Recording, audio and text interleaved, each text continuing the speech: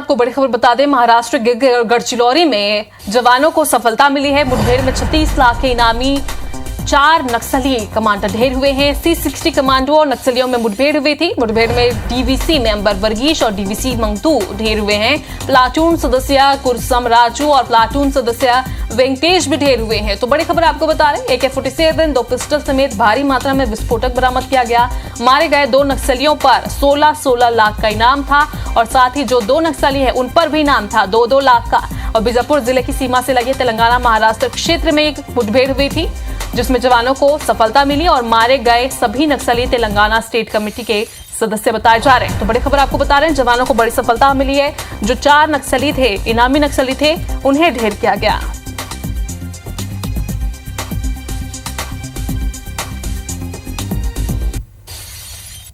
तो चलिए इसी खबर पर हमारे साथ नरेश मिश्रा सीधे जगदलपुर से लाइव जुड़े हुए हैं। तो नरेश, अपडेट दीजिए पूरा, क्योंकि 4 नक्सली ढेर हुए हैं, जवानों को बड़ी सफलता हासिल हुई है।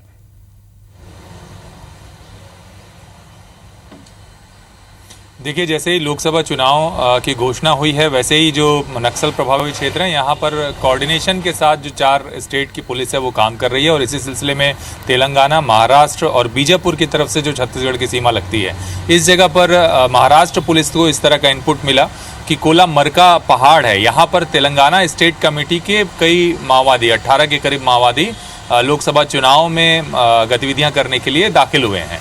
और इसी के आधार पे इस पहाड़ी एरिया पर एक सर्च ऑपरेशन शुरू किया गया, जो कि स्पेशलाइज्ड 4 है, सेरस 16। ये जो पार्टी है यहाँ पर इन्होंने ऑपरेट किया और उसके बाद मुठभेड़ में 4 नक्सलियों के शव बरामद किए गए हैं। इन चारों में 2 जो है वो करीब 16 लाख रुपए की इनामी है, जबकि 2 अन्य ऐसे हैं जिन पर 4 लाख का इनाम है। कुल 36 लाख के इनामी नक्सली मारे गए हैं और चारों के पास से हथियार भी बरामद हुए हैं। एक AK-47, एक कार्बाइन है। और ख़ास बात यह है कि इनमें जो कमांडर DVCM स्तर के कमांडर है वर्गीस, इनके ऊपर 16 लाख रुपए का इनाम था। और ये जो इंदिरा वैली एरिया कमेटी है, इसका DVC था। इसके अलावा मंगतू है जो कि ये भी इस इलाके का ही DVCM था और इसके इन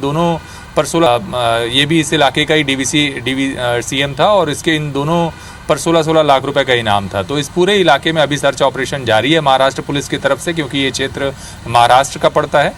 लेकिन जो जानकारी मिल रही है कि तेलंगाना से इनपुट मिला, बीजापुर और छत्तीसगढ़ पुलिस भी इस घटना के बाद इस क्षेत्र पे अलर्ट की गई है, क्योंकि सीमावर्ती इलाका है और लोकसभा चुनाव के मद्देनजर बड़े नक्सलियों की गतिविधि सीमाई क्षेत्रों पे बढ़ी है। लगातार यहाँ पर जवानों को सफलता मिलती दिखाई दे रही है और जाहिर सी बात है कि चुनाव नजदीक है, इसमें जवान भी काफी अलर्ट हो गए हैं और जो नक्सली हैं उनके एरिया को ध्वस्त किया जा रहा है, उन पर काबू किया जा रहा है। फिलहाल आप नजर बनाकर रखिएगा, जैसे ही जो भी अपडेट आता है आपसे लेते रहेंगे। शुक्रिया जानकारी के लिए नरेश।